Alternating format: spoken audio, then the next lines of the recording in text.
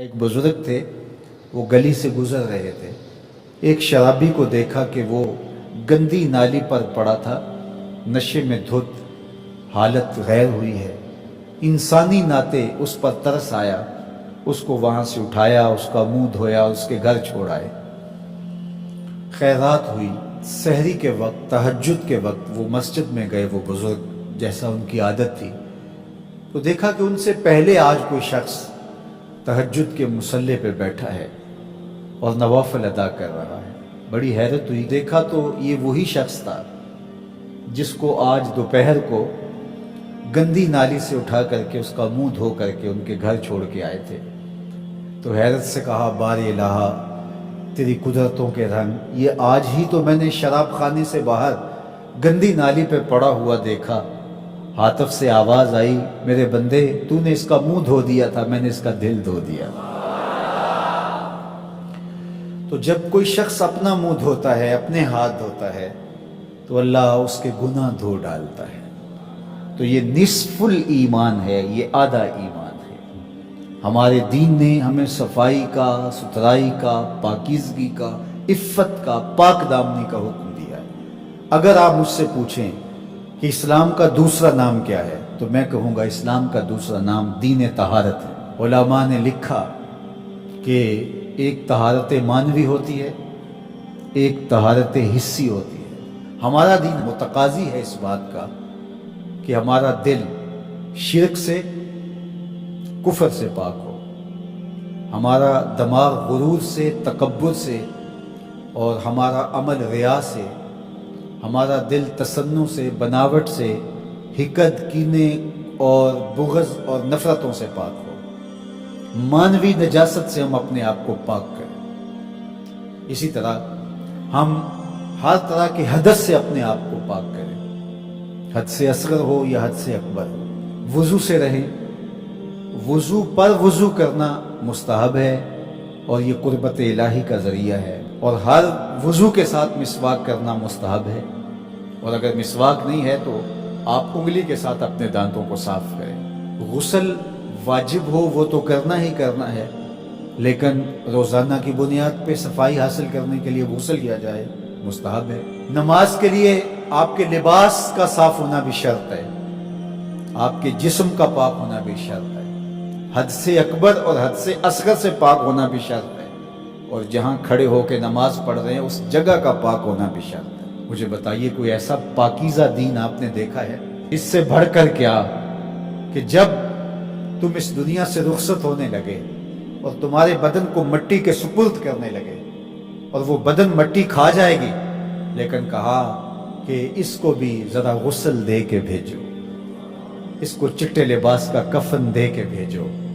یہ وہاں پیش ہو رہا ہے تو پاکیزہ بدن کے ساتھ۔ تو یہ ہمارا دین ہے جو ہمیں صفائی کا، ستھرائی کا حکم دیتا ہے۔ اپنے ماحول کو پاک رکھیں، ماحول کو ستھرا رکھیں۔ دنیا کے اوپر بسنے والی قومیں جب ترقی کی راہوں پہ گامزن ہوتی ہیں تو وہ ان چیزوں کا بہت خیال رکھتی ہیں۔ ہم جب ترقی کی راہوں پہ گامزن تھے تو اس وقت ہماری ستھرائی کی، ہماری پاکیزگی کی، ہماری عفت کی مثالیں دی جاتی تھیں۔ جب پیرس کی گلیوں میں کیچڑ تھا، بغداد عروس البلاد کہلاتا ہے۔ آج مسلم دنیا کے شہروں کی کہانی دیکھ لیجئے، کہا جاتا ہے فلاں ایشیا کا گندہ ترین شہر ہے، فلاں دنیا کا گندہ ترین شہر ہے۔ اپنے اطراف میں پھیلی ہوئی گندگیاں دیکھیے، گھر سے شاپر میں گندگی ڈال کر کے اپنے ہی گھر کے دروازے پہ پھینک کے ہم سمجھتے ہیں ہم نے گھر کی صفائی کر لی، وہی پھر پاؤں سے، گاڑی کے ٹائروں سے لگ کے پھر ہمارے اندر جا رہا ہوتا ہے۔ ہمارے دین نے تو ہمیں یہ کہا، اگر کوئی راستے میں گری پڑی چیز کو جو گزرنے والوں کے لیے رکاوٹ بنے، اس کو اٹھا کے ہم پھینک دیں تو یہ جنت کے راستے کی ضمانت بن جاتی ہے۔ اور ہم نے 8 فٹ کی گلی میں 3 فٹ کی تھڑی پکی ڈال دی، ہم نے جنریٹر باہر لگا دیا، ہم نے گھر کی موٹر باہر لگا دی۔ اگر ہمارے گھر کے پاس کوئی خالی پلاٹ موجود ہے تو وہ گندگی کا ڈھیر بن گیا ہے۔ گھروں کے اندر ہزاروں اخراجات ہیں لوگوں کے، 20، 25، 30 ہزار روپیہ ماہانہ خرچہ تو عام گھر کا ہے، لیکن جو عمرہ ہیں 2-2، 4-4 لاکھ روپے ان کا ماہانہ خرچہ ہے۔ تو جہاں اتنا خرچہ ہر بندہ اپنے گھر میں کر رہا ہے، تو صرف 1-1 ہزار روپیہ ڈال کر کے اپنی گلی کی صفائی کا اہتمام نہیں کر سکتا؟ اپنے چھوٹے سے محلے کی صفائی کا اہتمام نہیں کر سکتا؟ اگر وہ کر لے تو 1000 روپے اس کو بجلی کا بل بچ جائے. وہ جو روز دھوتا ہے اپنے گھر کو اور یہی گندگی پاؤں سے لگ کے اندر جا رہی ہوتی ہے، اگر محلہ صاف ہوگا تو یہ نہیں جائے گی، اس کا اپنا فائدہ ہے، اس کا 1000 روپیہ پھر بھی بچ جائے گا. لیکن ہم اس کو کرنے کے لیے تیار نہیں. اپنے گھر کو صاف کر لیا اور باہر گندگی ڈال دی، اور دوسرے نے بھی اپنے گھر کو صاف کر لیا، باہر گندگی ڈال دی. راستے کے اندر گاڑی کھڑی کر دینا، چلتے راہ کے اندر ریت مٹی پھینک دینا، اور پھر 2 دن اس کو اٹھانا ہی نہ، لوگ اذیت سے گزرتے کوئی بات نہیں. کس طرح کا معاشرہ بن گیا ہوگا؟ کس طرح بندہ گوارا کرتا ہے کہ اس نے سڑک پہ موٹر سائیکل کھڑی کی ہوئی ہے اور پیچھے ٹریفک رکی ہوئی ہے، اور وہ مزے سے جو ہے وہ اندر سے کلفی لے رہا ہے، کوئی اور چیز لے رہا ہے، اور لوگ ہارن بجا رہے ہیں، اور کہتا ہے بے جو تو آگے لگی ہے. وہ کہتے ہیں اس نے بھی تو روکا ہوا تھا، مجھے کیا ہے؟ عجیب کہانی ہے بھائی. کیا یہ ایک مسلمان کا طریقہ ہے؟ یہ تو ایک اچھے انسان کا طریقہ بھی نہیں. مسلمان تو اس سے اوپر والے درجے کا شخص ہوتا ہے. اچھا انسان ہونا بہت بڑی بات ہے، اچھا مسلمان ہونا تو اس سے بڑی بات ہے.